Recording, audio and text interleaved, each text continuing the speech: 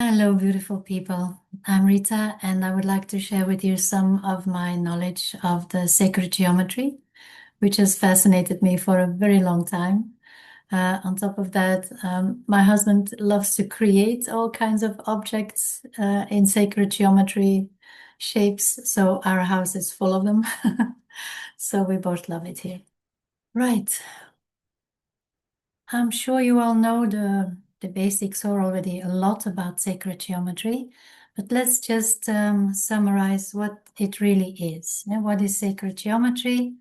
Well, what you see in the pictures there, it's all forms in nature. Nature is full of perfect geometric shapes. A shell, the heart of a sunflower, the turrets of a Romanesco cabbage, a pine cone, a honeycomb. It's all magically perfect, and it's no coincidence. Also, our body cells display perfect geometric patterns under the microscope. Even crop circles have very specific shapes and dimensions. So it can't possibly be any coincidence, and of course it is not. All creation, everything that exists in the universe, is based on and shaped by certain geometric patterns called sacred geometry. And these sacred geometry shapes are actually the building blocks of our physical world. They contain the highest energy form from the origin of all life, from source, from creator, however you want to call it. The light frequencies of sacred geometry help awaken and activate the DNA codes of your divinity, of your essence. They bring life energy, otherwise called prana or chi, and they generate a positive force field, a very healing and supporting force field. And of course, in this time of universal transformation and evolution to a higher plane, sacred geometry is fully applicable. It can bring us back to our original blueprint, our oneness, to a stronger connection with Source, to the essence of pure love, which is the source of everything. In this presentation, I'm going to expand on two shapes of sacred geometry, because of course there are many, many more. And we will begin with the flower of life, which I suppose many of you already know or have seen somewhere. And maybe you know the meaning of it and maybe you don't. But let's talk about the flower of life. The flower of life contains the blueprint of all creation. It can be seen as the primordial form of time and space. It's a universal symbol of energy, life, and of the connection between everything. Because you see, as the circles are all interwoven with each other, it's really the connection, the oneness between everything. The flower of life symbolizes the growth of our life. It contains all the wisdom of the universe in exactly the same way that our genetic code is contained in our DNA. The most common form of the flower of life that most of you have probably seen consists of 19 complete circles and 36 partial arcs, enclosed by a large single or double circle. That's how you usually see the flower of life, right? But like all sacred geometry, the flower of life is actually three-dimensional. An image, of course, is limited to two dimensions, length and width, and this makes it appear composed of circles, flat circles, while in fact they are actually balls, really little balls, perfectly interwoven geometrically. And it's quite fascinating to see what other geometric shapes are contained within the flower of life. And they all have a very important meaning. The seed of life is the center. It's the seven inner circles of the flower of life. It's the foundation.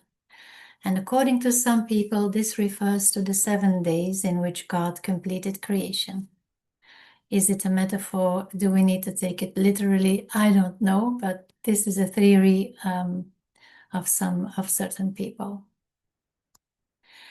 Then we have the egg of life, which is based on the seed of life that we just saw. Let me go back. As you see, the egg of life, when you remove the overlapping parts of the circles of the seed of life, you get a shape similar to an embryo in its first hours of formation. It's really remarkable. All human life originated from this simple form, you know, the cells dividing in the first stage of this creation of life within the womb. Everything you are stems from this egg of life.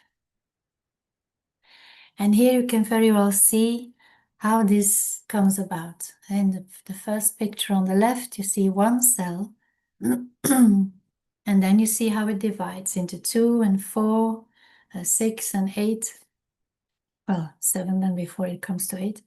And there you see how you can compare it with the drawing of the seed of life, the flower of life. It's really the foundation of creation, of our creation, of this human body and of everything else in the universe, in life. It's quite remarkable. In fact, actually, even when you would cut a DNA string and you put it under a very strong microscope, you would also see the seed of life. It's really, really remarkable. Then we have the fruit of life. And that consists of 13 circles from the flower of life.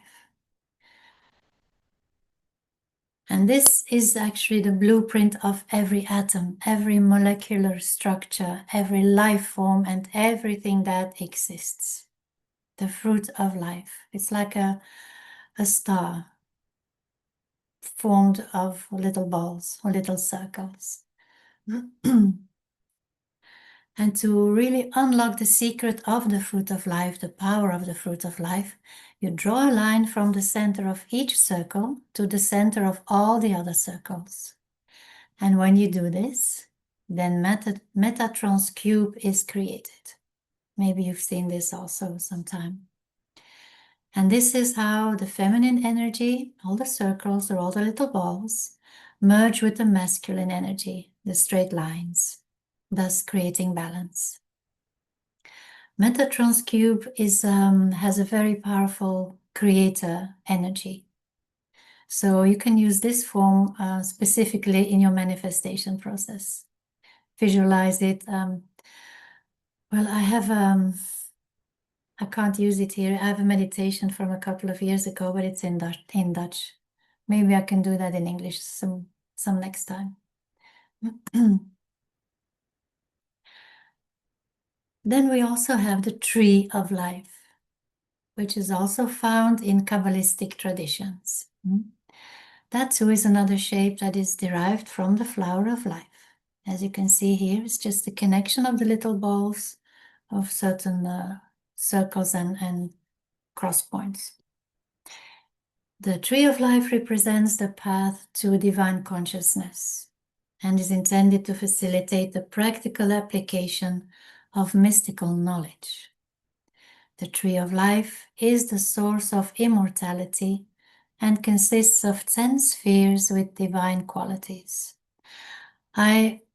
Honestly, I don't know the depth of this tree of life. I'm just touching on it a little briefly here. If you wish to know the secrets of this tree of life, I'm sure you can find it online, wherever you look. So now, how about we do a flower of life meditation? Okay, so make yourself comfortable. Keep your eyes open in a relaxed state. Ground your feet, feel your feet on the ground. Feel your crown connected to spirit, to your higher self.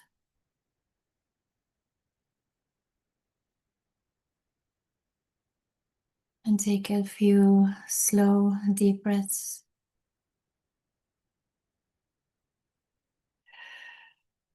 Breathe out any stress, worries, energy that is not yours.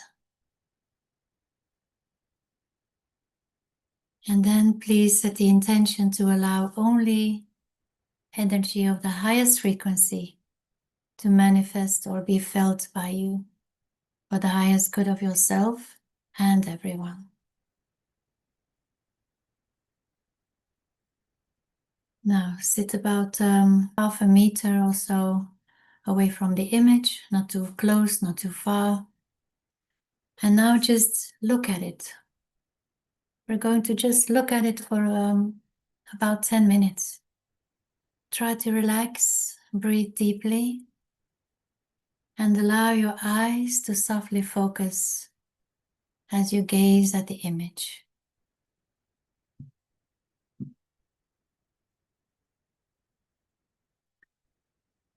Try not to focus on any one point.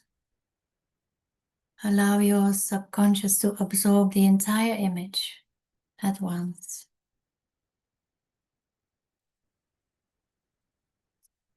And the image may sometimes appear blurry or get out of focus, and that's okay. After a while, you may begin to see other images appearing through the flower of life.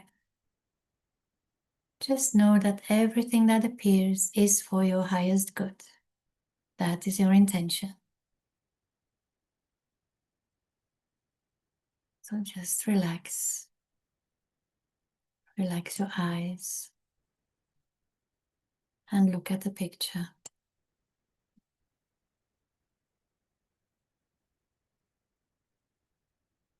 Quiet your mind.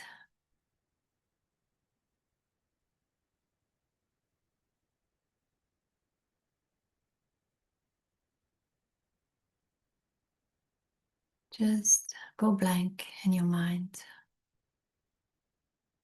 This image is all there is.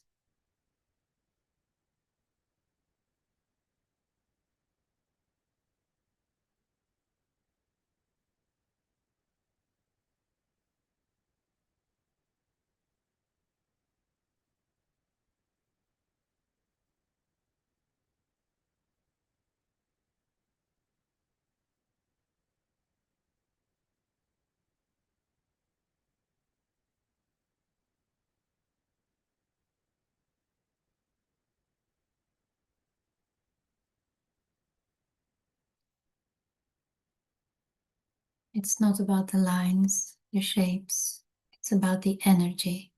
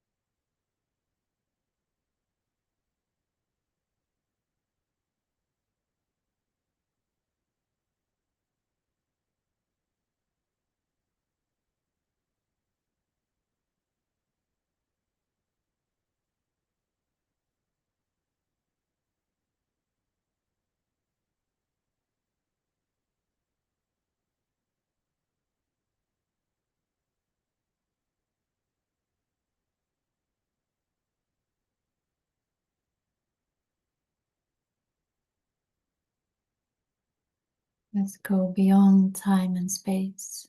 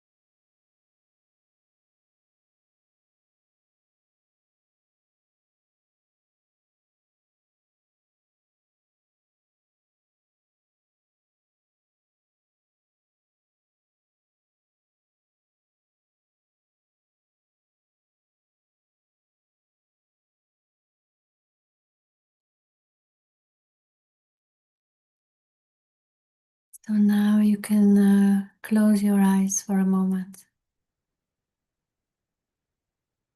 and try to integrate what it is you experienced in the past 10 minutes.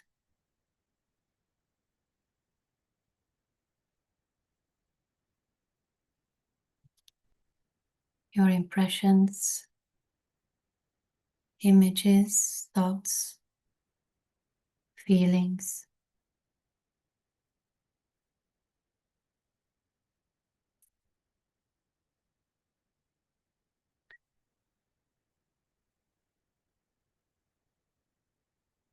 After this kind of meditation, some people experience an expanded state of consciousness.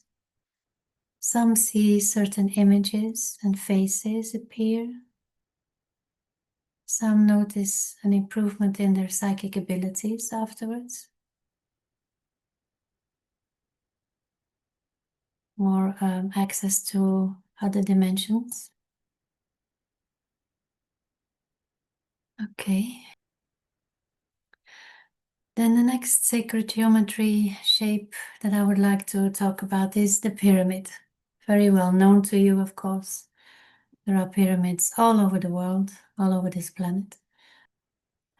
And of course, we now know that a pyramid is much more than a tomb for the pharaohs. It's a kind of a cosmic antenna, one that attunes itself to the vast energy sources of the universe. The antenna can receive, amplify, and transform the energies into a magnetic field. It's actually an energy generator. A pyramid creates a spherical energy field around itself, which brings harmony to everything within that field. It's a very healing, high energy. The word pyramid actually means the fire in the middle. The energies channeled inward through the pyramid's tip bounce off the equal sides of the pyramid, while the 5 corners of the pyramid project a beam of rays toward the center, generating a powerful energy in the middle, the fire of energy, if you will. And the strongest point of that energy is the king's chamber. And this is located about 1/3 of the way up from the ground level, from the base. And that is where the pyramid energy is the most powerful. That's where you can charge yourself if you have a large pyramid to sit in, to sit inside. But not only yourself, but also all kinds of objects. Plant seeds, fruit. You can even sharpen knives and razor blades that you put there on that height. My husband used to do that when he had these classic razor blades that he used. He put them on a little block of wood inside a copper pyramid that he made, and the knives would become sharper. It's magical. It's really wonderful. No way of understanding rationally. It just happens. Maybe you can try it sometime.